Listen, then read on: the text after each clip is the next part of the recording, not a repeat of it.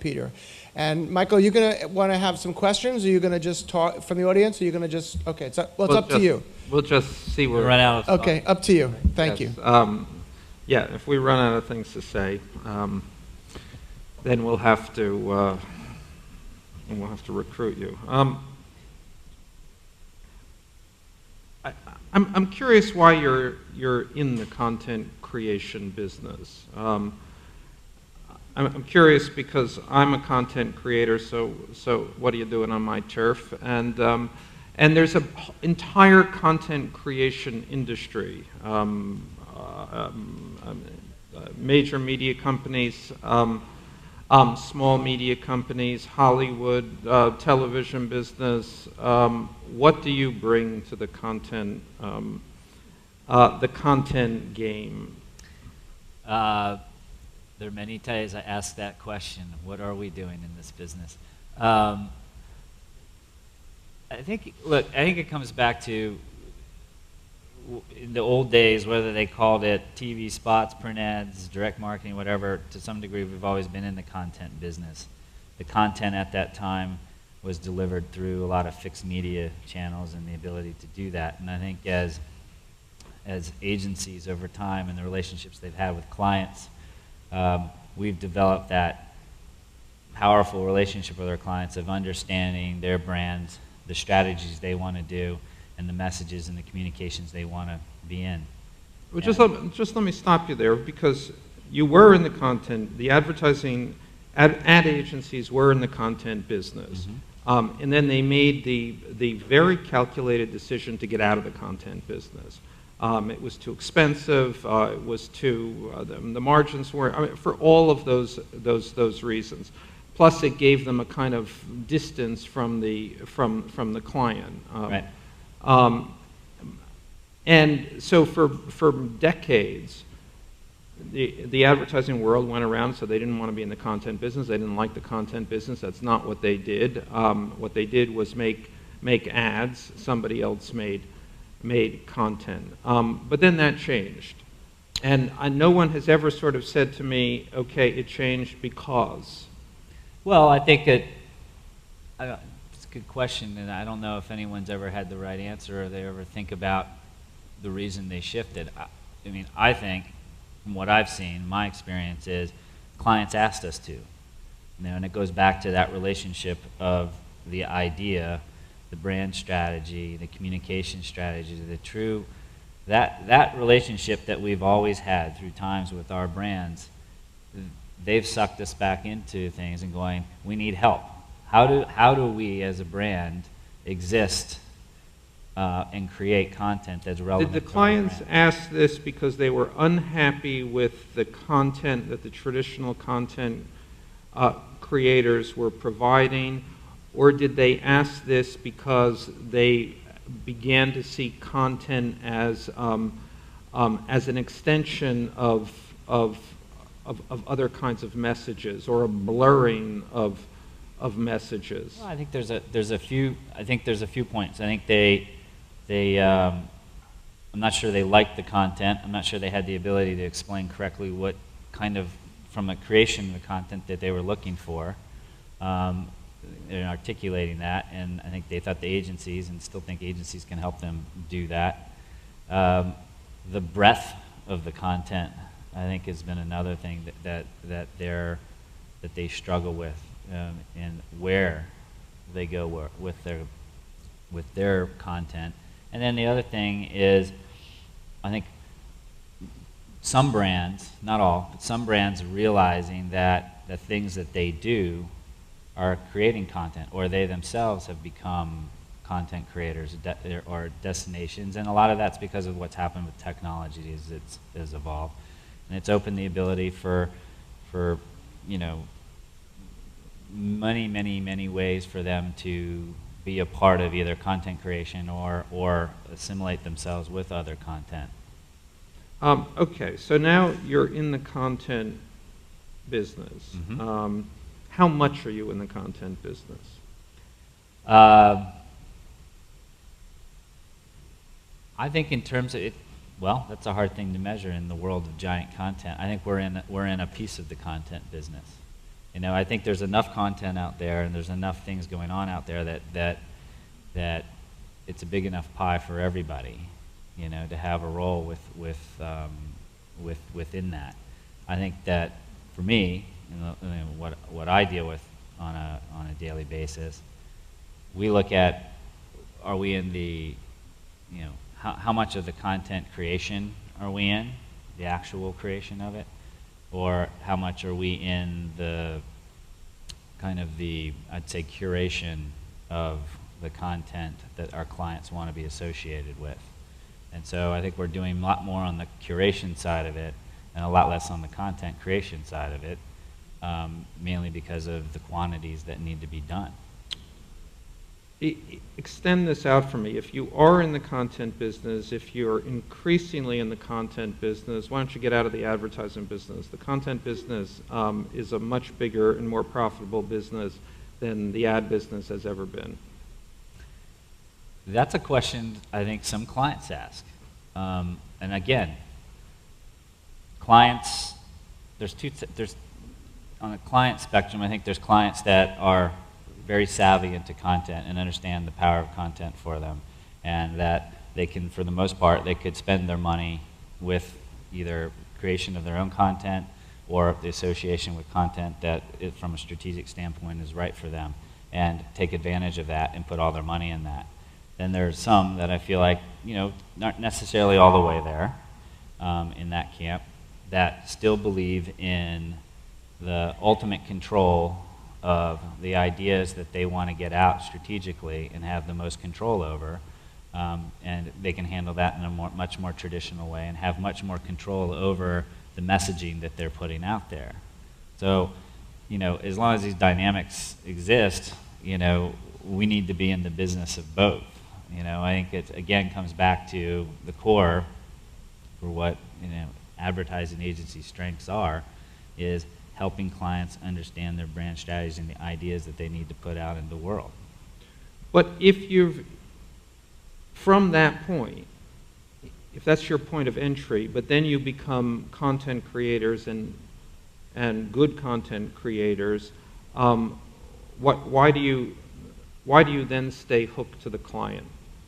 I mean, you don't need a client to create content. You need money to create a content, but you don't need a client. And if you are not hooked to the client, and you're making content, you get to own your content. That's true. I think that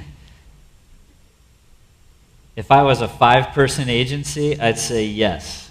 I'm all for that. I mean, again, I think that touching on, I think there's a business model that agencies are in, and as you get bigger, you have your relationship with your client is at a point that if you can undo that relationship to a degree, but it's how much agencies, it's an obvious thing, how much risk they're willing to take of investing in their money to create their own content that then they can turn around and own and then sell back to clients. They maintain in a partnership with the clients, paid partnership, where their vested interest is only in keeping the content that works best for the brand and the idea that they have. I think if when you become a content creator only, you know, your mission is going to be to get that content sold, get it provided for, that best fits with an idea, but you may not have the best understanding and deep relationship with the brand and the strategy that ultimately they want to do. What do you like to do best? Traditional advertising or this content, this new hybrid? Well, I'll tell you how I look at it. I like the content mainly because it comes back to a very traditional way of the way I learned how to do advertising, especially on the creative side. You know, the making of ideas and the making of work has always been, you know, in a traditional sense, the really fun domain of what creatives got to do, coming with those ideas. For ideas to become executed and get out in the world and make them, we didn't necessarily do it ourselves. We became very much producers, directors of how to best execute those ideas. And that's where I love the fact that contents come into the play, because it's another tool in how to execute that idea. So the traditional values of, again, kind of curating and stewarding ideas to the best level of creativity and the best way for them to work for our clients and the ideas is still what I love, and not specializing in one specific part of, I'm gonna make digital content, or I'm gonna make I'm gonna make brand entertainment ideas or associations, but being able to just kind of help guide that is still very much the traditional values of what I learned and still do. As the agency model becomes under discussion and under revision, and as we arrive at a moment which everyone seems to accept, in which we realize that there is no pure advertising play anymore, can you see a time in which agencies don't get out of the advertising business, but actually go into the content business, either for their own account or in partnership with brands or in partnerships with media companies? Yeah, and I think they're starting to do that. So I think some agencies, in many agencies, are all creating offshoot brands or separate entities that are evolved around brand entertainment and content, and trying to separate them for their mainstream advertising, and mainly because you can allow the two separate financial models to kind of function. But what I think that an advertising agency getting out of the advertising business, I think what might actually happen as content has really evolved and keeps coming on strong is we're in the creative strategy business. We're becoming the again, surrounding ideas, and not only from a brand strategy, but the creative executional of how that strategy could come to life. And then us being kind of, in some roles, what we do now, consult with clients on what's the best way to bring that idea to life, and who are the best partners for them to be working with. Well, let's talk about the digital space, because that's, from a content standpoint, that's really interesting, because the technology companies are not content makers. They, those guys could care less about what actually moves an audience. But the traditional content makers don't know anything about technology, so right. they're stumped to, in virtually every, at least the overwhelming number of initiatives of the last 15 years on the part of major media companies have been dogs. So that leaves this space, one of the key spaces in reaching audiences in marketing products, has no really working content. Who is that an opportunity for? I think it's an opportunity for agencies. I mean, I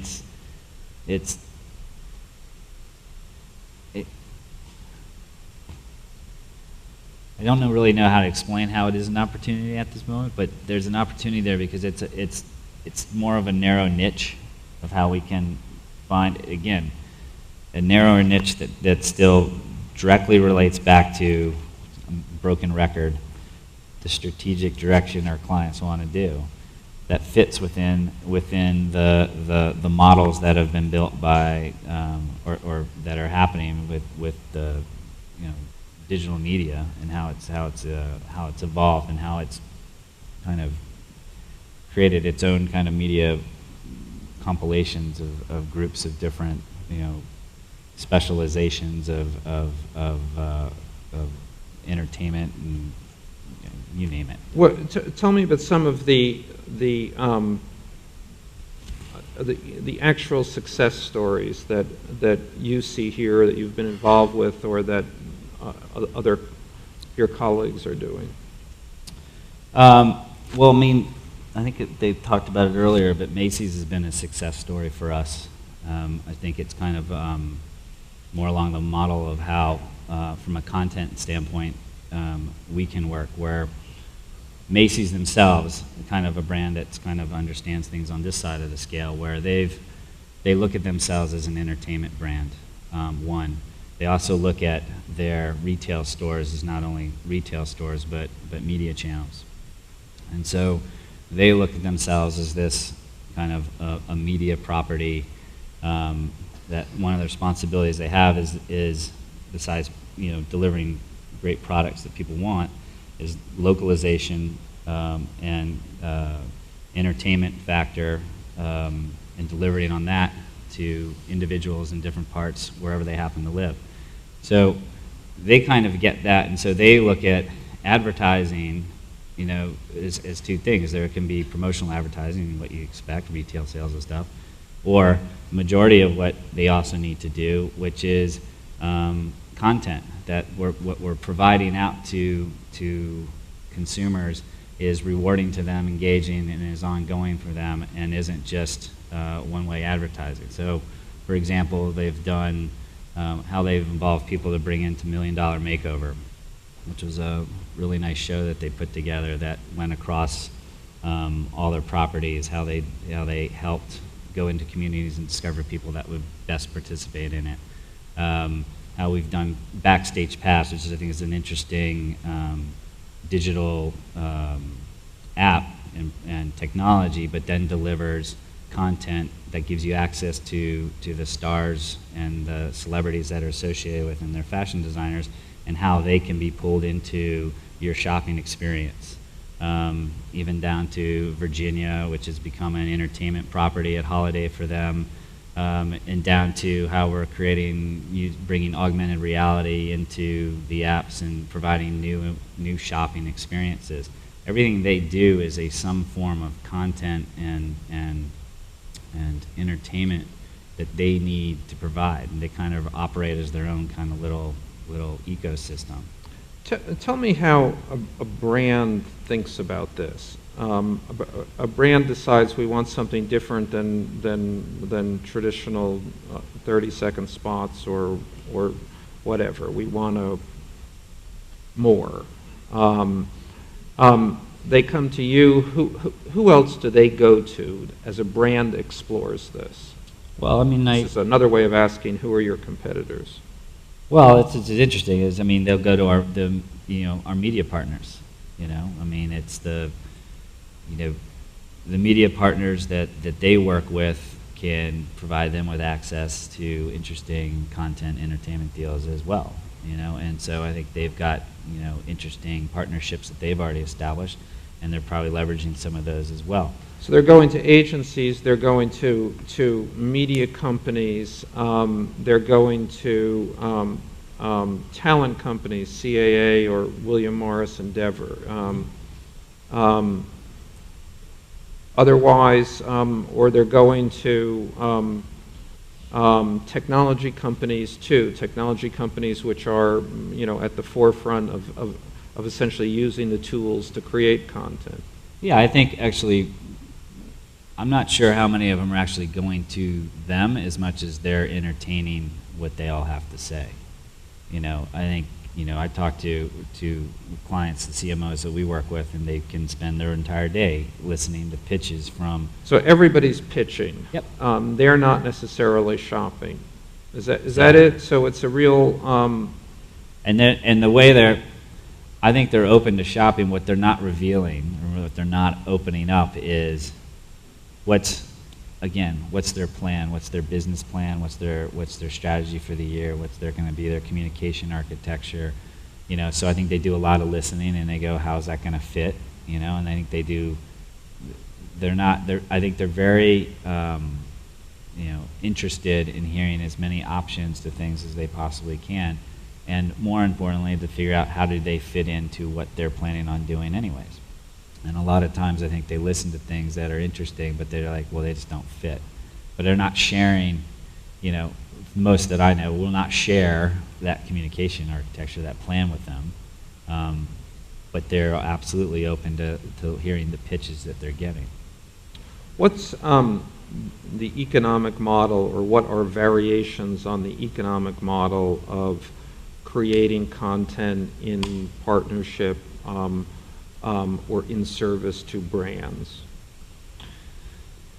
Well, I think this is this is where it gets interesting to me, and I guess is why I think a lot of agencies are also helping to start separate companies, because you can go, you get into the battles of what's in scope and what's not scope.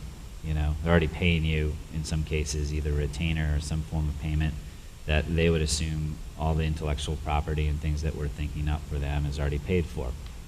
So, and their view also on a lot of things would be, well, if you're spending your time to create some new idea that we may not know about and you want to own it, aren't you using some of our time against that?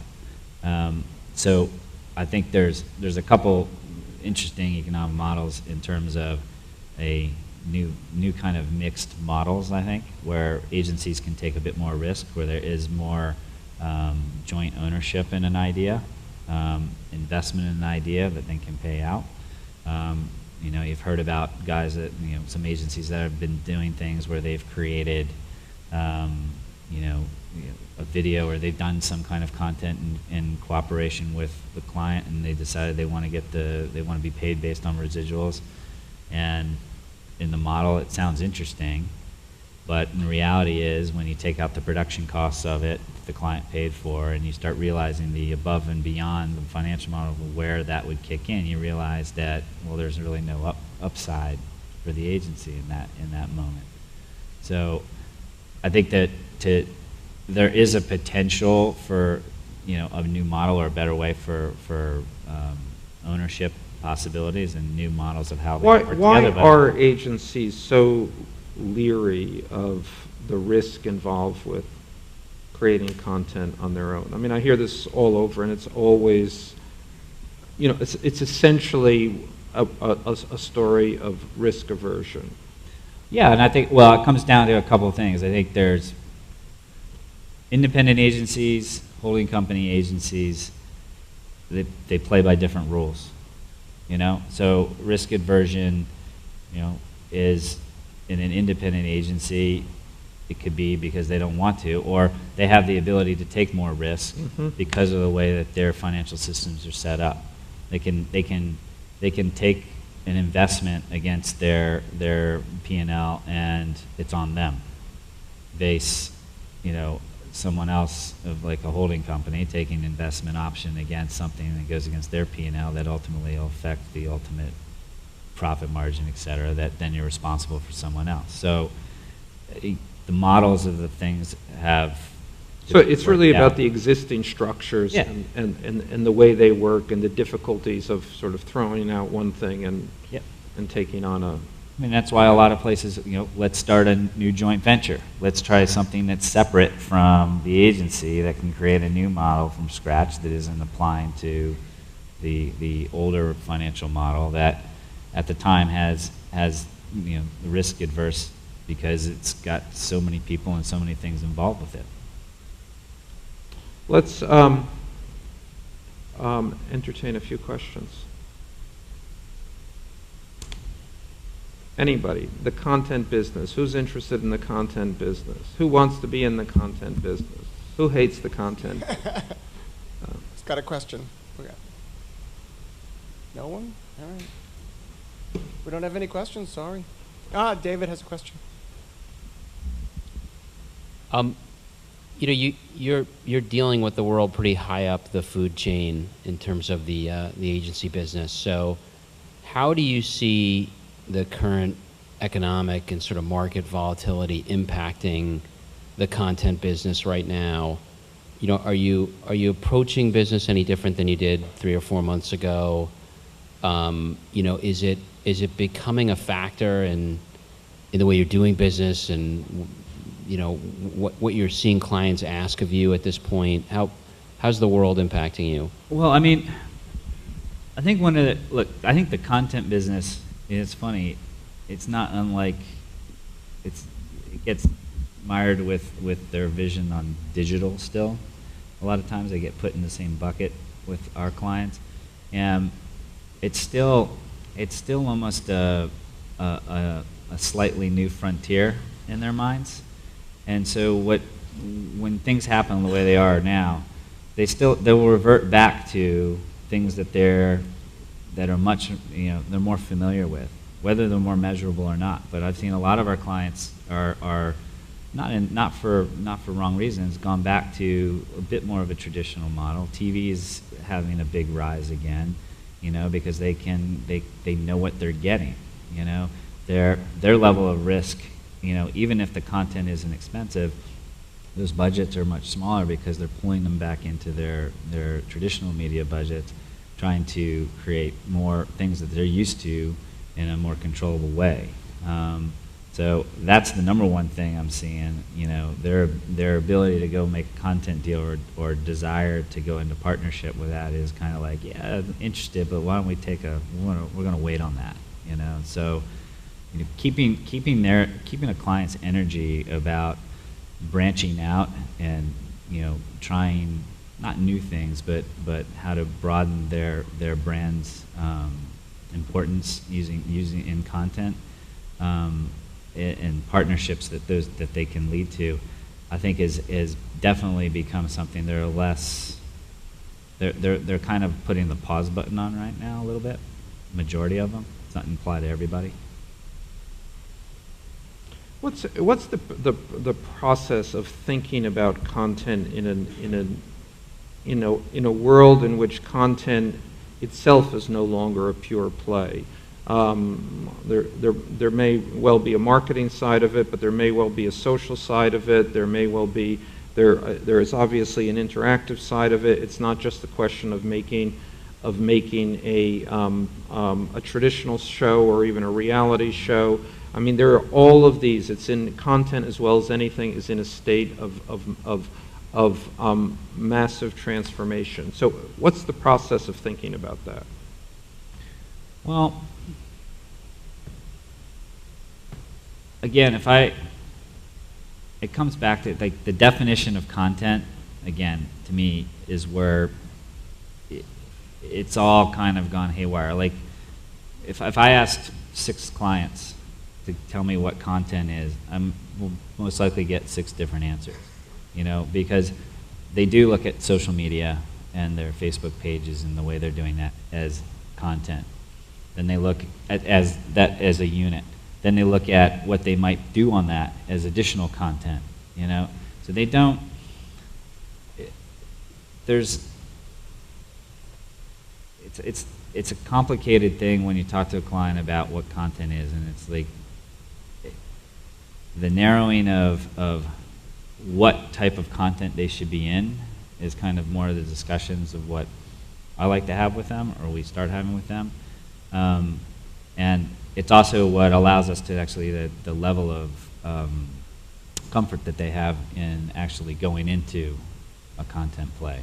I think we have time for one quick one. Yeah, I have some experience doing branded content for clients, and one of the challenges is that the gestational period for a branded content program tends to be much longer than a traditional TV program.